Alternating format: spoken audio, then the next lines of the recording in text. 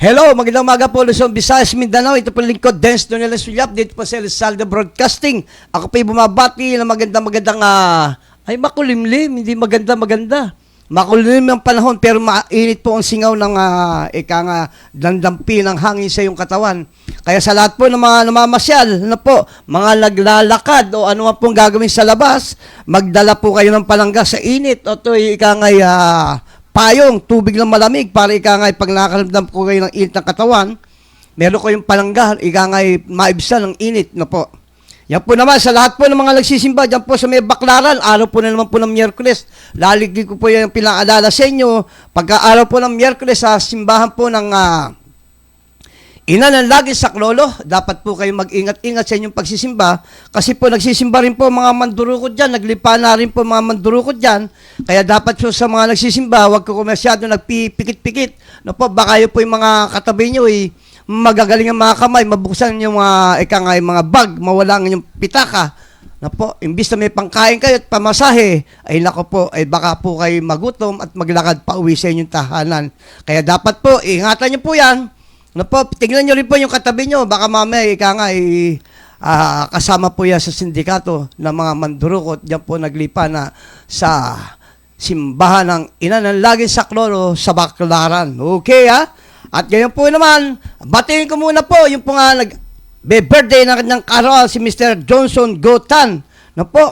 Ang wish ko po sa kanya, long life, good health, happiness, at lalo na po yung harmony sa kalantahanan. Yun po ang CEO ng Hans Infinite Tools nandiyan po ang kanyang larawan at ang kanyang pong mabait na may bahay na si Ma'am Testan. Yan po Yun naman po ngayon pong araw, yung kasama rin po sa mga nagdiriwang, yung pong aking inaanak sa kasal, si Puso Amisoda Gagahasin, yung pong magaling na dati pong konsihala na si Arlene Coa ay nagdiriwang rin po ng kanyang karawan.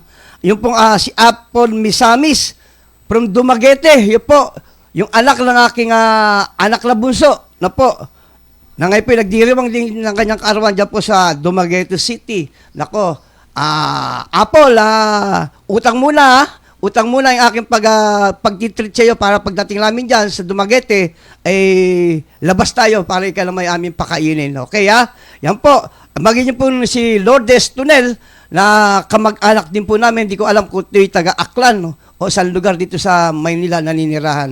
Happy birthday sa inyo. Ayun naman po sa shoutout naman tayo doon sa Barangay 369 kay Chairman Manolito Calyanta na magdiriwang na po ng kanyang karawan sa darating po na sa East nitong Pebrero. Ay sigurado po napakasayang pagdiriwang ng kaibigan nating chairman na yan pagkat alam ko po ang karakter niyan na kaya talaga po mahusay makisama lalo sa kanyang mga constituent. Kaya happy birthday Chairman Manolito Calyanta. At yung po masarap yung mangga. Pagkalooban nyo kami para muli namin matikman yung matamis yung mga paninda na mangga. At kamusta lang ngayon po sa yung may bahay na si Rachel de los Santos ay ngayon po nasa Pangasinan. Sana makabalik siya bago pagdating lang yung karawan, makita namin yan po maganda mong may bahay. Okay.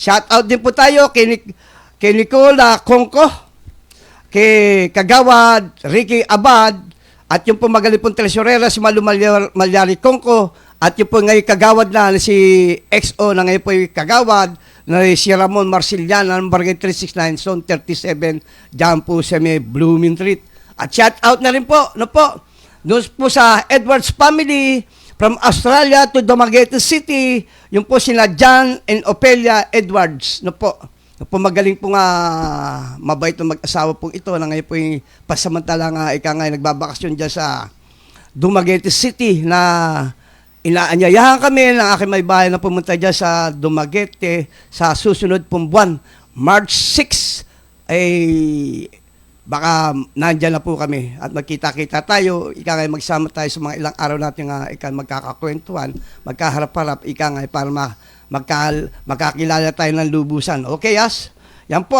yan po sa lahat po ng mga ating kaibigan sa community ng Couples for Christ, mamaya pong gabi magkakaroon po kami ng preparation meeting para po sa aming gagawing Christian Life Program sa darating pang February 16, sa darating Biyernes ng gabi. Yan po sa may Santa Monica Church na po. Yun po ay evangelization. Sorry po, yun po ay Christian Life Program. Yung pong mag-asawa na mailapit na po sa kalinga ng ating Panginoong Hesukristo. Na po. Kasi po, yung pong Christian Life Program ay po ay para sa mag-asawa, individual, biyuda, na po, para lalong makilala nila sa kalambuhay yung pong ang pagmamahal ni Kristo sa kanila. Okay, yan po. Bago po tayo magtuloy-tuloy, ay nako, araw po nga pala ngayon, no po, sa lahat po ng mga magsing-irog, no po, araw po wala ngayon ng puso. Ibig po sabihin, ang puso ay pagmamahal, no po. Hindi po lang ibig sabihin niya, sa magkasintahan, ang ibig sabihin ng Valentine's Day, no po. Yan po ay pangkalahatan, pamilya, no po, una sa lahat ang pamilya, no po. Ipinagdiriwang din po yan, no po.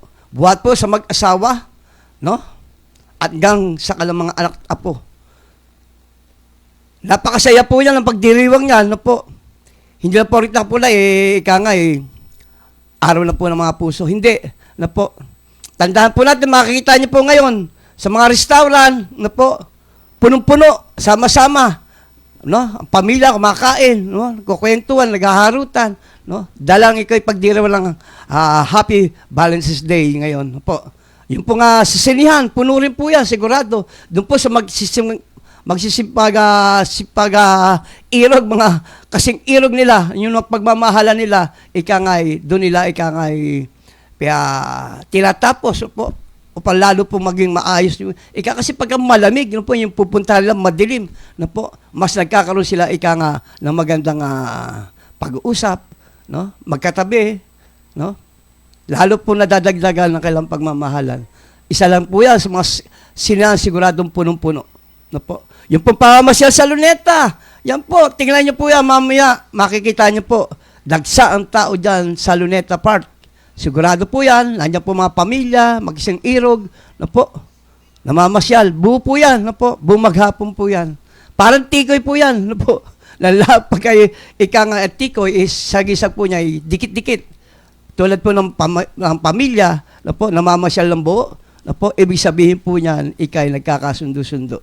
No po. Diyos po naman sa pagmamahalan, mas lalo magiging matibay ang inyong pagmamahalan pag yung trust, no po, yung tiwala, love, yung pagmamahal, no po, communication, no po, nagkakaroon po kayo ng open na pag-uusap na laging walang tinatago sa isa't isa, no po. Yung faithfulness, no po, kailangan po yan, no po, ng pagmamahalan. Pas lalo po naging matibay ang relasyon ng magsing-irog kung lagi po isa ay bukas sa isa't isa. Walang taguan. No? Dapat alam mo kung ano ang karakter nito at karakter niya. Pag-aaralin yung maigi, no po, upang dumating mga panahon, kayo harap sa dambana at manunumpal na till death do us part. Na po, tandaan po natin yan. Till death do us part, mas lagiging matibay ang inyong relasyon pagkat nasa gitna lang yung pagsasama si Kristo. Kaya kayo po, sumama na po kayo sa lahat po ng mag-asawan. Sama na po kayo sa community ng Couples for Christ upang maging matibay ang relasyon nyo. Pagkat pag si Kristo nasa gitna ng pagsasama, dumating po yung mga trials sa buhay, meron kayong lalapitan, may hinga kayo ng tulong, dadaingan na makikinig sa inyong mga sudarin upang magkaroon ng solusyon. Yan po, ha? Yan po ang kahulugan ng pag-ibig na po. Ang araw na ito ay buong buo ng pag-ibig. Huwag sana niyo pong haluan ng hindi magandang bagay. Tandaan po natin na po, ang pag-ibig, hindi lang po tumitingin yan sa ikinaakala mong maganda ay yung pong halaga ng pera, o yung katayuan mo sa buhay, no? Ang iyong negosyo, o ano pong bagay na inaakala mo makapagbibigay saya, hindi. Ang pinakamagandang maibibigay mong saya sa iyong minamahal sa buhay ay yung pong paglilingkod sa Kanya, pagmamahal, pag-aaruga, pag-unawa, pagtitiis, pagtitimpi. Lahat ng bagay na ikabubuti para sa ikasusundo nyo ng mag-asawa, higit nyo pa ang pinakamayaman sa mundo. pagkat makikita mo ang iyong kasiglan. Kaya ako po bilang lalaki, na po, pag nakakita po ako na may edad, na po, si Lola at si Lola, na po, namamasyal. Ang edad pag natin, mga 70 hanggang 75, hanggang 80, 90, makikita mo lakatungkod na, magkasama namamasyal. No? Napapalipas sa oras. No? Ika nga, nagkukwentuhan. Yung mga nadaanan nila, mga suliranin, nung sila mga bata pa sa unang lang pagsasama, ngunit hanggang ngayon sa katandaan, nanatili ang kalang katatagan, harapin ang laban sa mundo. Po. Ganyan po ang kahulugan ng pag-ibig. Sana po, sa lahat po na umiibig sa araw na ito, panindigan nyo ang katotohanan, yung pagmamahal sa isa't isa. Kasi po, natatakot po ako sa kasalukuyan, no po. Dala ng aking edad, no po. Ngayon sa mga kabataan, payo ko, wag po kayo sumubo sa ikang ay inaakala nyo magandang bagay na pagsisisihan yung pagdating ng mga ilang taon. Kasi po ngayon, karamihan, ang mga kabataan ngayon, ikang ay malalakas ang loob. No? Nakikita ko po, mga kabataan ngayon, 13 taon pa lang, buntis na. No? Hindi naman po masisisi sa magulang yan, mga kabataan yan. Iba po ang kabataan ngayon sa kabataan nung dati. Ngayon po, iliran niyo po mga kabataan ngayon, tanong niyo po kung marunong mangupo at marunong mag-abot ng kamay para ikay magbigay galang sa kanyang lolo at lola o ama't ina. Karamihan po na ngayon, maging sa pamilya, hindi na rin po nagsasama kumain. May kanya-kanya na pong grupo. Mas gusto pang kumain sa labas kaysa sa loob ng bahay kasama ang buong pamilya. Sana nga po sa araw na ito, araw ng mga puso, sana sama-sama naman lang kayo sa araw ng pagkakataon na ibinibigay sa ng mundo. No? Ang kahulugan ng Happy Valentine's Day. Po, araw ng mga puso, hindi lang po sa magsing-irog, kundi maging sa pamilya. Yan po Sa akin po, magandang bagay na po yan pag nakikita kong may mga katandaan ako nakikitang patuloy nagiging masaya at maligaya sa piling ng isa't isa. Okay, tuloy-tuloy po tayo. No po, ayoko pa mangaral. No po, pagkat naramdam ko po sa aking sarili na ikangay napakalaking bagay po, yung pagmamahal. No po. Hindi po yan masusuklian kahit anong yaman. No po, sabihin mo na lahat ng mga bagay nasa iyo kung wala namang pagmamahal na ikay maramdaman, parang wala. No po. Kasi po, walang magmamahal sa iyo kasi makasarili ka sa iyong sarili. No? Hindi ka marunong tumingin sa iyong kapaligiran at nangangailangan lang yung kalinga at pagmamahal. Okay! Shebam threat sa DNR noong Lunes, no po, sa Paite Elementary School kahapon. Ano na kaya ang nangyari dito sa bomb threat na ito? No po. Nagkaroon po kaya ng solusyang kaagaran kasi po sigurado na labagabag, yun po, natakot, nagkaroon po ng pangamba yung mga estudyante dyan po sa bomb threat na isinagawa. Sino kaya, nahula kaya yung taong ito na nagbigay ng malaking katatakutan sa mga kabataan na nagkaroon po ng kaguluhan. Sigurado po yan, bomb threat po kasi yan, pagka nabatid ng mga kabataan yan, siguradong mababalisa na po, magkatakbuhan, magkaroon ng stampede na magiging dahilan ng maaaring kasakitan at humantong ito sa mga kamatayan.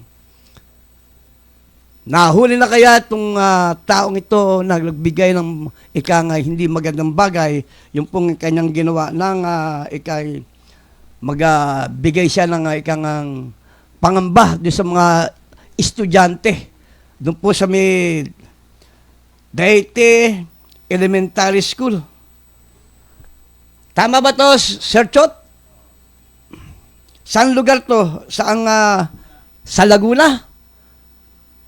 Paite ba to? Paite? Paite Elementary School.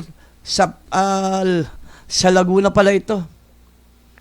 Sana nga doon sa nag-threat Sana wag nyo naman pong gawin yan kasi marami pong masasaktan mga kabataan na walang kaalam-alam sa mga bagay na ika nga ay dapat nilang katakutan. Opo. Kasi mga kabataan, ang hari niya mag-aral, magpakasaya, maging maligaya sa araw-araw nilang pamumuhay, ma-develop ang kailang mga edukasyon, ang kailang kaalaman. No po? Para pagdating ng araw, ika nga, kung ano naman pong profesyon ang kailang makukuha upang ibahagi naman to sa mga iba. Pero dala ng mga takot, pangamba, no, nagkakaroon po yan, side effect, no po. Sa kanilang sarili, nagkakaroon po ika nga yan ng nervyos, no po, nagkakaroon po yan ika nga takot sa sarili, no? Sana nga po, wag na po sana masundan yung mga bagay na yan.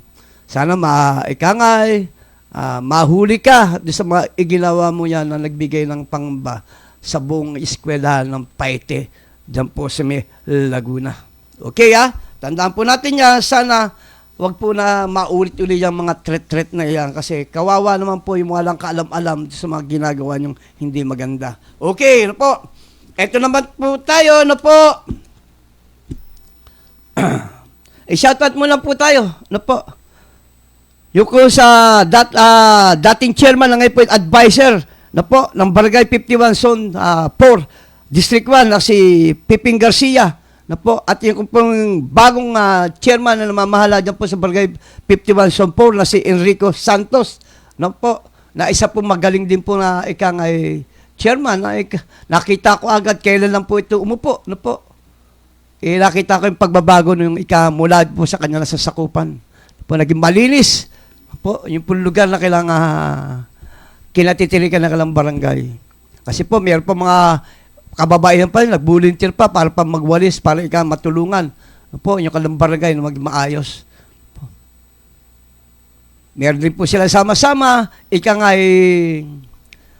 mula sa Kagawad, street sweeper, tanod, sama-sama po yan, na nagwawalis linggo-linggo.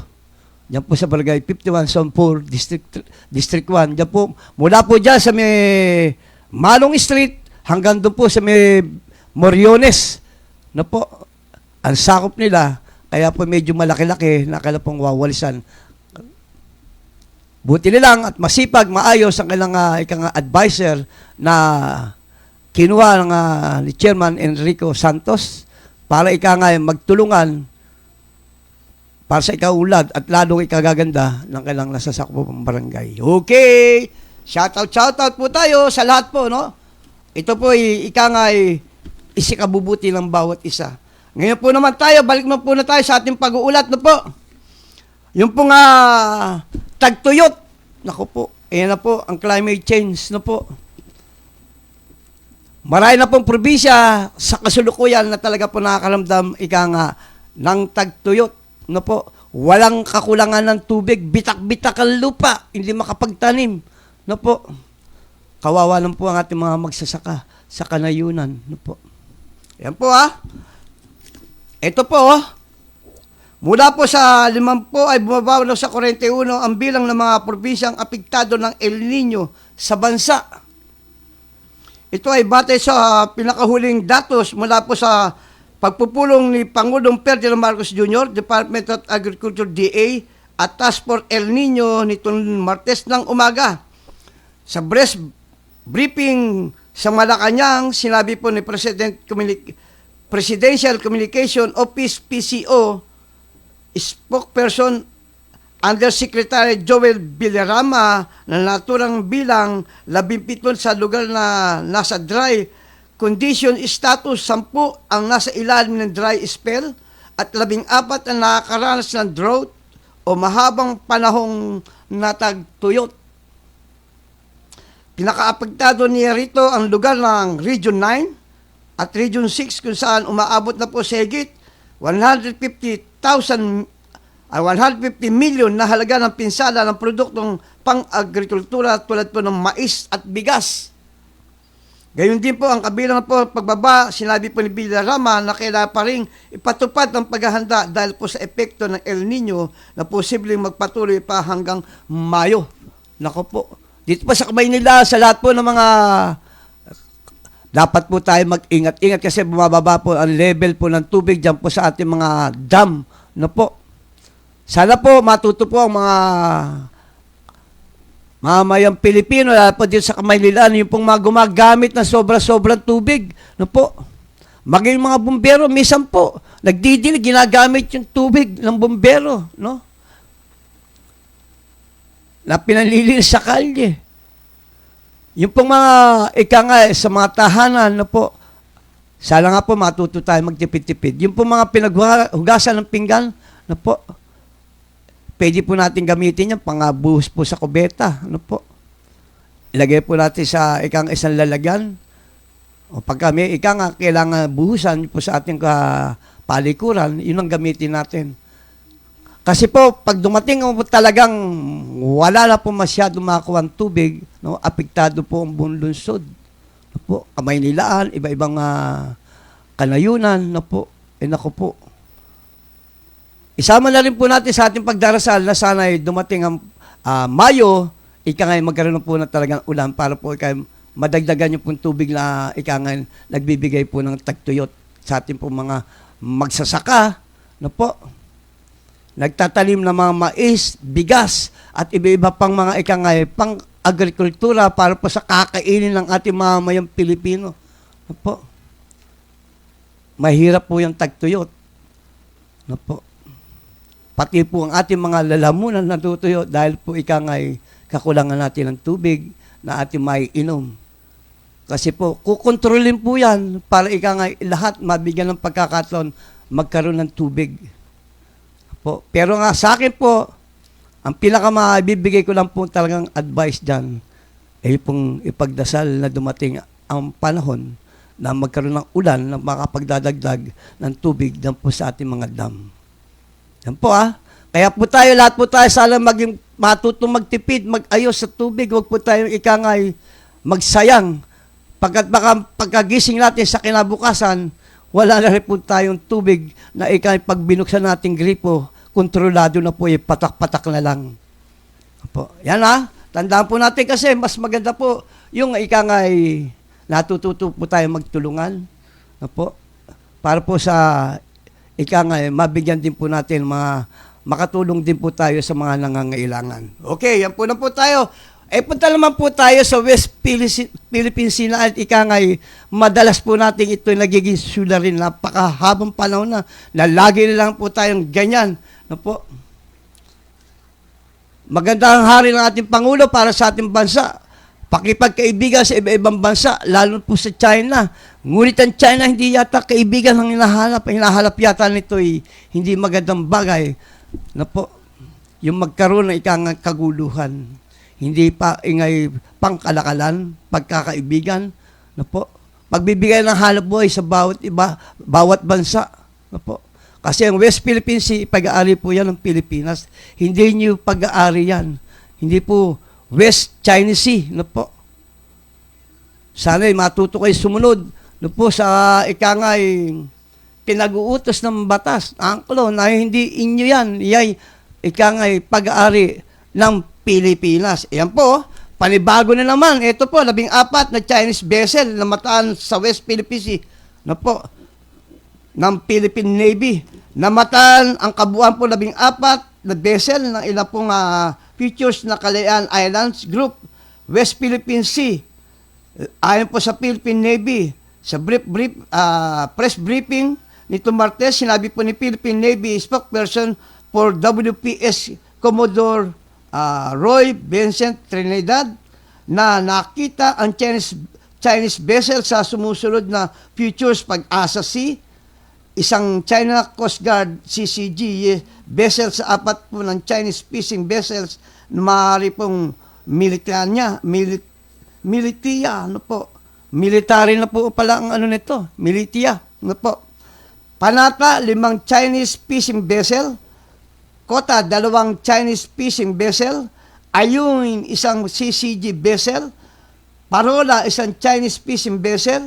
Nang tanungin kung ang bilang po ng Chinese vessel sa mga lugar na ito ay po yung usually low, sinabi po ni Trinidad na sa bagay po ng monitoring ng particular na oras at hindi po sa 24 oras. the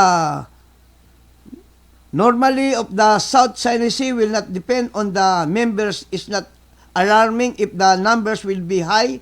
Ayon kay Trinidad, I'd like to quote the Armed Forces of the Philippines Public Affairs Office, what is alarming are the action, not the numbers of ship or vessel. Side pa po ni ito. Na po. Sana nga po, yung po nga ikangay, patuloy na ikangay, pinakikita niyo po yung pagiging agresibo ng mga Chino dyan po sa ating West Philippine Sea. Na po. Lagi lang po tayong ginaganyan ng mga Chino. No?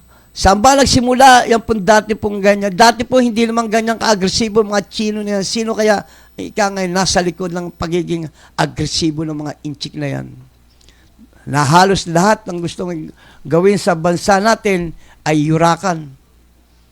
Hindi naman po papayag ang mga Pilipino sa mga bagay na inaakala nila na inaangkin nila na hindi kanila.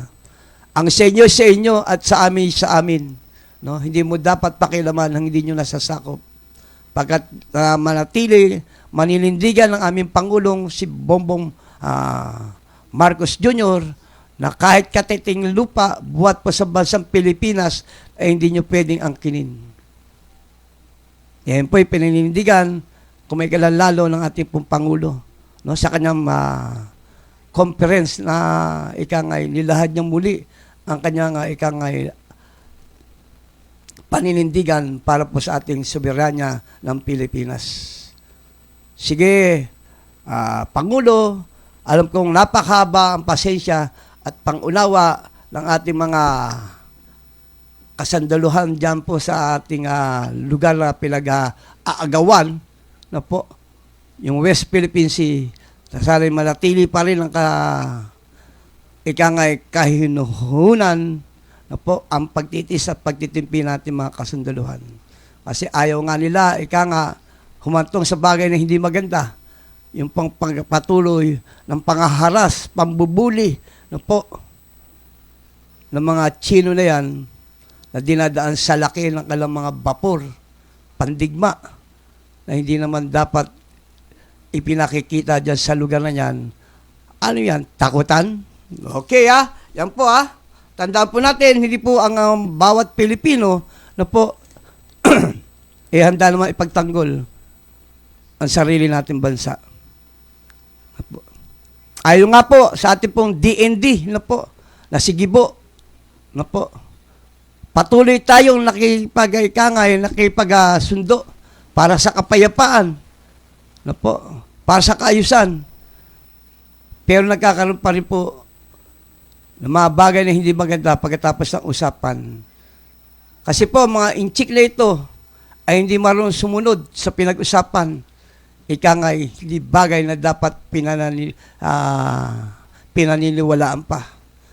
Ubod ng mga sinungaling, ubod ng mga agresibo, gusto pa pati mga huli ng mga isda, ng ating mga mangisda, kanila pong kinukuha. Pambabastos, lahat na lang bagay na akala nila dapat ibigay sa mga Pilipino, ay kailang ibinibigay. Pero sakit nga po, patuloy pa rin po tayo, nagtitiis, nagtitimpi. Sana po ang pagtitimpi ng bawat isa sa atin, lalo pa sa ating mga kasanduluhan, ay napakalawak pa na wala po sanang dumantong sa bagay na hindi maganda. Muli, ang inyo po lingkod, Dance Tunelan Sulyap, pansamantala po mga maalap muling babalik sa dalit pong Biyernes, yung pong aking pong tatalakayin, yung pong napakaraming daga, no po, na aking pong nakita at nakuha ng aking video diyan po sa Santa Cruz, malapit po sa isang restaurant na kinakainan ng tao. Nako, sa mga kumakain dyan, baka mamaya bigla kayong kagatin ng daga dyan sa inyong kapaligiran. Tingnan niyo po yan sa darating pong Biyernes, ating pong tatalakayin dyan. Yan po isang malapit sa barangay, halos 2 dipa lang na po ang pagitan o 3 dipa ng basurahan, dyan po sa may barangay na yan at yung restaurant. Muli, God bless po sa lahat ng Pilipino na ngayon po nagdiriwang Happy Valentine Day.